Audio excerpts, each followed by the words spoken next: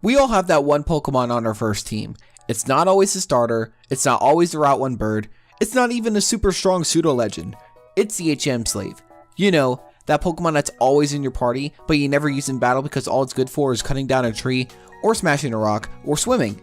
And then post-game, it sends to box 31 forever. Well, today guys, we're going to be counting down the top 5 best of them. Who's your daddy YouTube? Tony here, and today I have a top 5 HM Slaves video for you guys. In this list, we narrow down mons to make great HM Slaves throughout your Pokemon journey. Today I'm joined by my friend, TheAuraGuardian. Hey people, so as Tony said, we're counting down our picks for the best Tree Cutter, Rock Smasher, Surfer, Flyer, etc.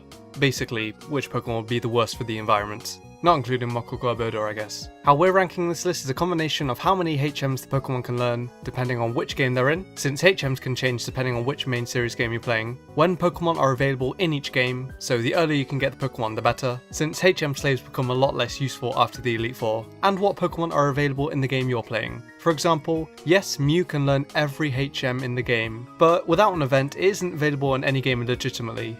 No, Glitch Mew from Red and Blue doesn't count. With all that being said, let's get started. Starting off this list, we have 2 mons that I'm sure every 3rd gen fan out there knows about. That's right, I'm looking at all of you youngster trainer and rich boy trainers out there. Zigzagoon and Linoon. These are your basic starting HM Slaves throughout your Hoenn journey. With both of them having access to moves like Cut, Surf, Strength, and Rock Smash, you can basically carry these mons throughout your whole game without having to use them in battle at all. And the fact that you get access to these mons early in game makes it even easier for you to have a mon to keep in your party. They may not seem like much, but they can sure be of help when you need it. As we all know, in every Pokemon game, we start with a Pokemon, and most starter Pokemon get access to a pretty good variety of moves, with some even getting multiple HM moves. For example, all the water starters get Surf and Waterfall, and the majority of starters get HMs like Strength and Cut. But which starter overall is the most useful HM Slave? Well, there are 3, those being TheAuraGuardian, Greninja, and everyone's favourite non-dragon that they love with a fiery passion, or hate, Charizard. Tell me, young Joey, were you so heartless in the original Red, Blue and Yellow games that you made your Charizard your HM Slave? No, of course not. That's because you never had a Charizard, didn't you, Joey? You just had a Rattata. Anyway, these starters are all sharing a spot because they're almost equally as useful as one another, and you get them right at the beginning of the game. Basically, TheAuraGuardian and Greninja get every HM except Fly, and Charizard gets every HM except the Water HMs. Yes, I know Charizard couldn't fly in the original Red and Blue, but from Yellow onwards it could fly, which is pretty damn useful for a starter. So being available right at the beginning of the game, and learning so many HMs definitely makes for a potentially useful HM Slave. However, these Pokemon aren't any higher because they are starter Pokemon. Like, who the hell is going to use their starter as a HM Slave? Except you, Joey, you little shit. Before we get into this next Pokemon, I just want to note that I never knew this Pokemon got access to so many HM moves. Corphish was one of those mons that I just seemed to forget about until I started making this list. Corphish has access to 6 HM moves, those being Cut, Surf, Rock Smash, Strength, Waterfall, and Dive when it evolves into a Crawdon.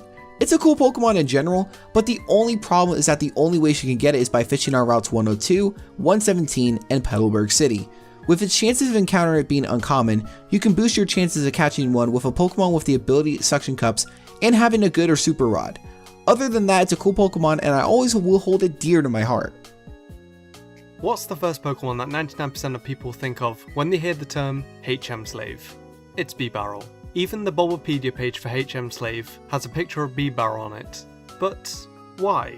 Why out of all Pokemon, Bibarel is apparently the face of HM Slaves? Well, you can obtain a Bidoof right at the beginning of the Gen 4 games, it gets access to just about every HM in the game when it evolves, apart from Fly of course, including the Gen 4 only HM, Rock Climb, and learns a total of 8 HM moves across every main series Pokemon game that Bibarel exists in.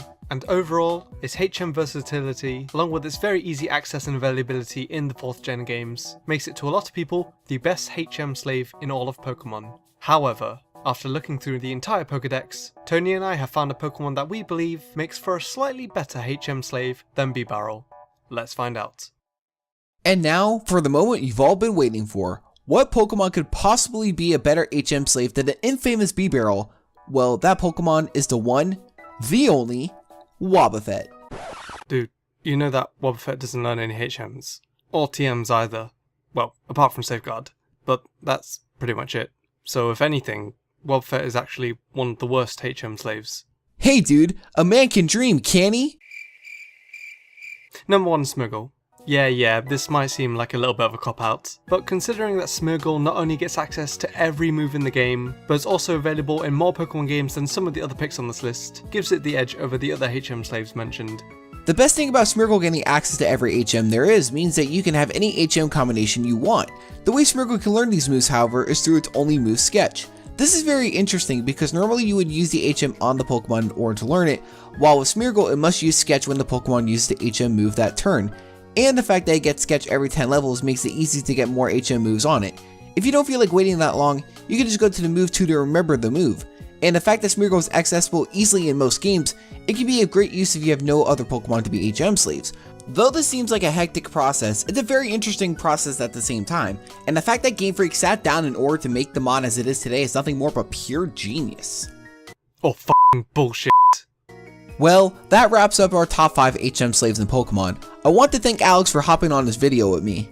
No problem, Tony. But if you guys want to see more from the two of us, you can head on over to my channel, where we cover 10 of the derpiest Pokemon. If you enjoyed this video, make sure to go leave a like, comment, and subscribe for more videos.